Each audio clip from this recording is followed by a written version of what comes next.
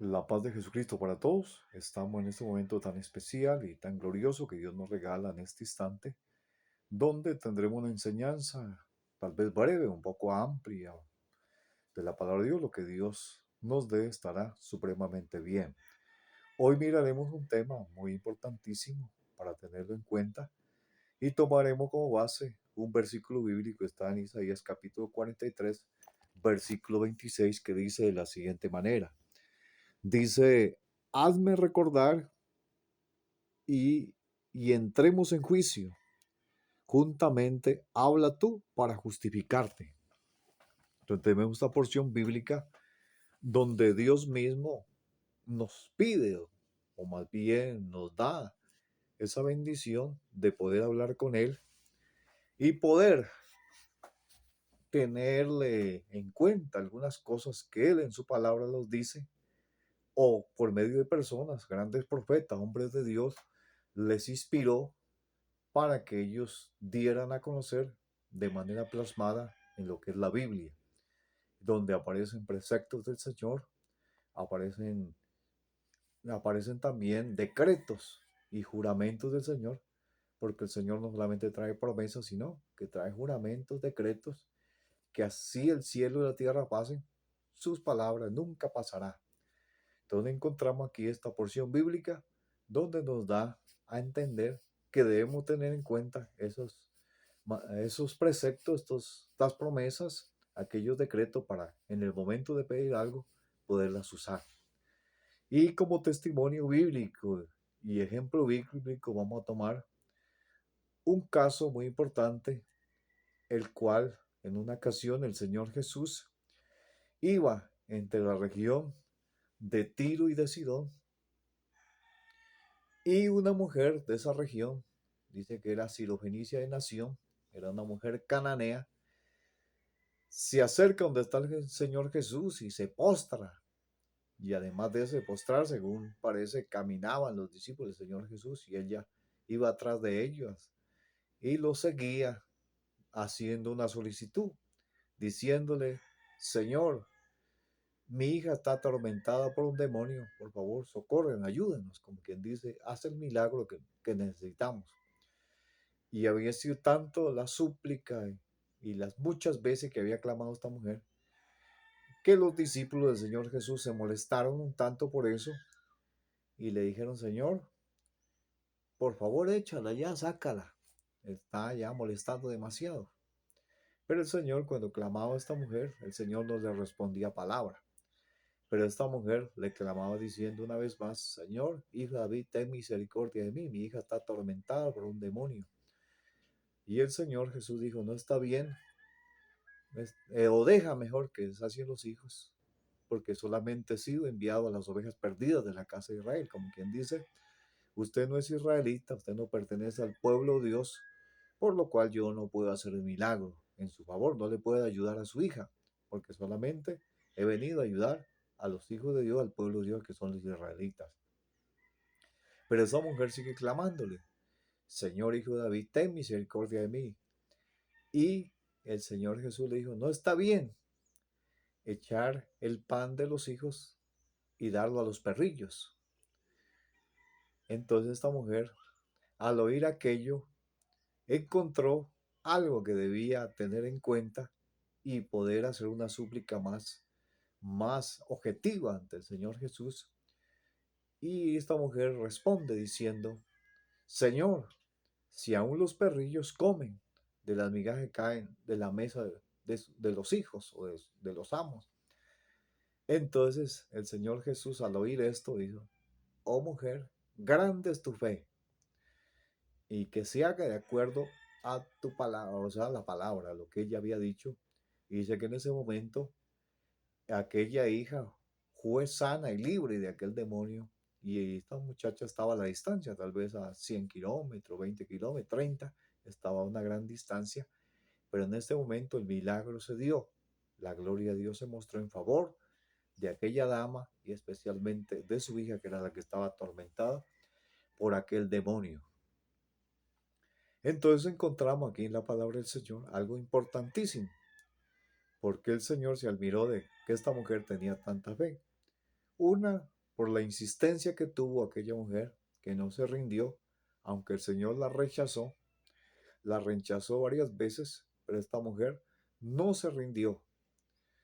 Y cuando oyó a aquella mujer que la trató como de perrilla, que primero estaban los hijos, que tenían que tener el pan completo, entonces esta mujer al oír aquello, según se mira, conocía un poco de lo que es las leyes judías, conocía cómo organizaban el tema ya en el templo de las comidas y el tema de los ritos, todo aquello.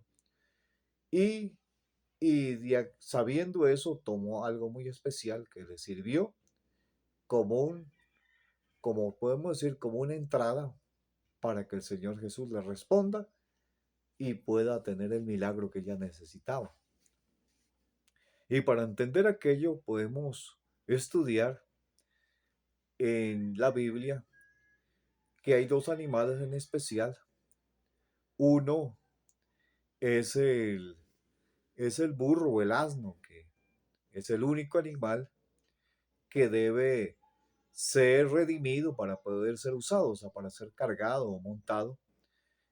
Este animal, los judíos lo eligieron como algo especial y Dios, según parece, les aceptó, porque dicen que los asnos, o sea, los burritos, ellos cargaron el oro de Egipto hacia el desierto y ese oro fue que se usó para construir el tabernáculo, el arca del pacto, entre otros objetos que se usó para el servicio a Dios.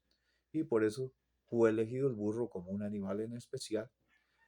Y, y el burro se necesitaba redimirlo matando una oveja o un cordero para poder luego seguirlo usando, ¿eh?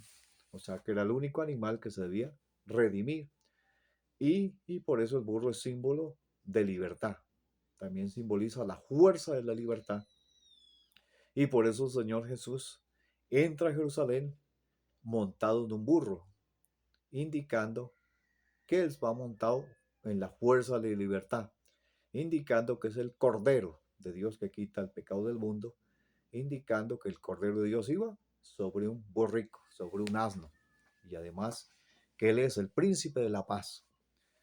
Entonces encontramos este animal, pero también encontramos otro, aunque no en la Biblia, de pronto lo va a encontrar, pero si usted ha estudiado un poco más sobre libros que usan los judíos, que de acuerdo a lo que está escrito en la palabra, ellos narraron y dieron a entender por qué esto, por qué lo otro.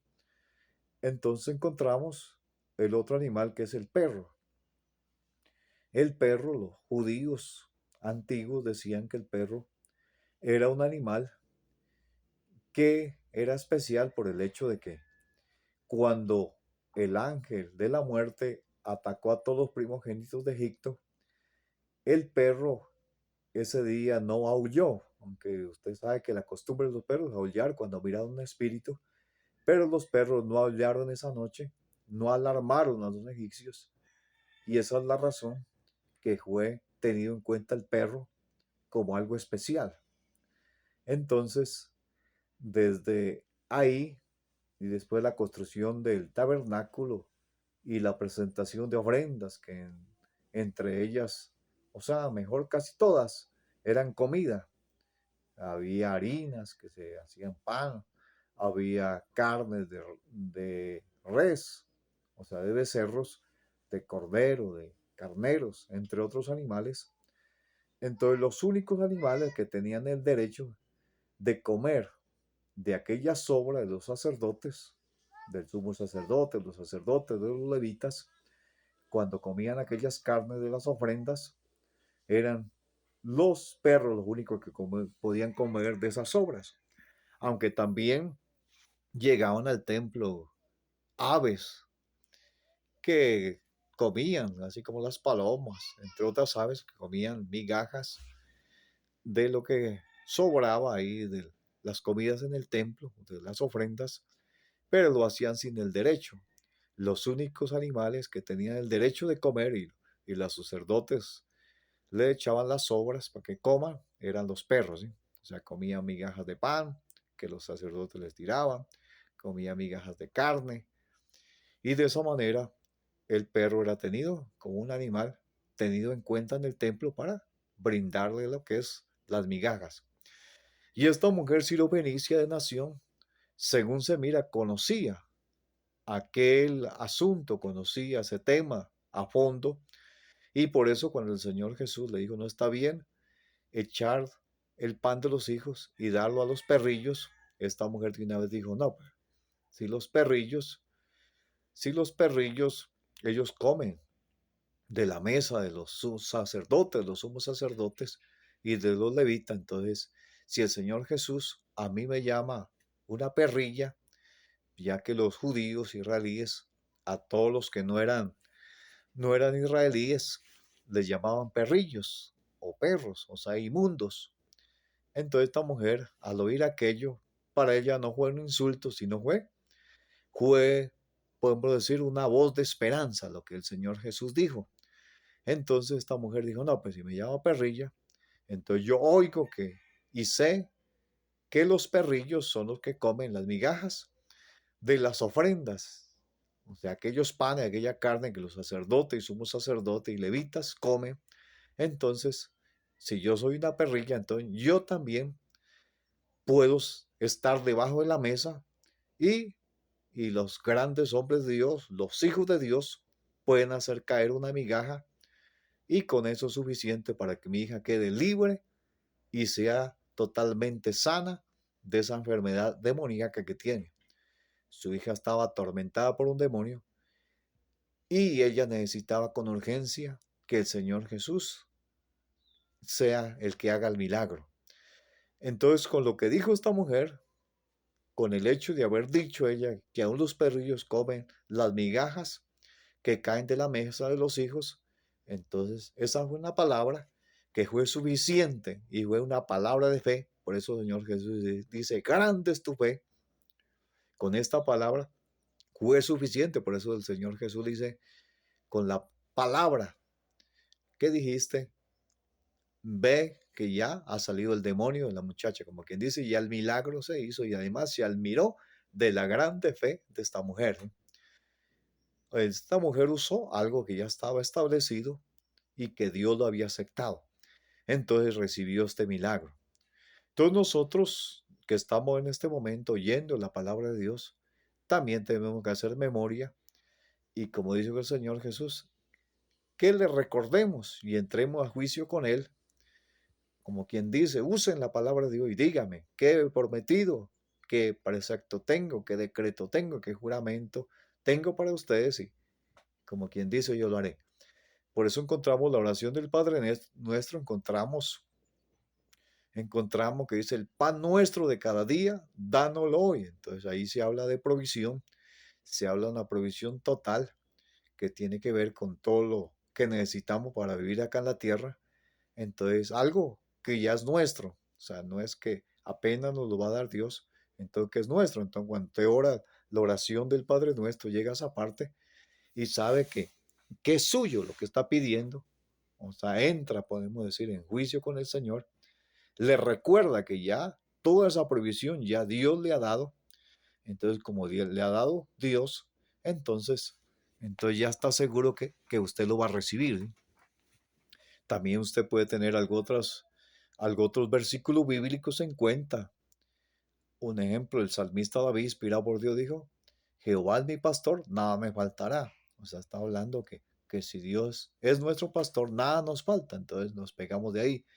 También hay un salmo que dice que el Señor abre su mano y sacia el deseo de todos los seres vivientes. Entonces, ahí puede llegar a un recordatorio de bendición del Señor.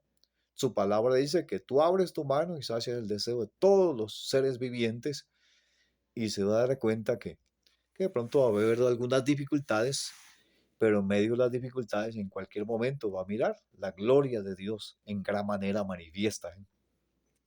También puede encontrar otros versículos bíblicos. Dice, ninguna arma forjada contra ti prosperará. Condenarás toda lengua que se levante contra ti en juicio.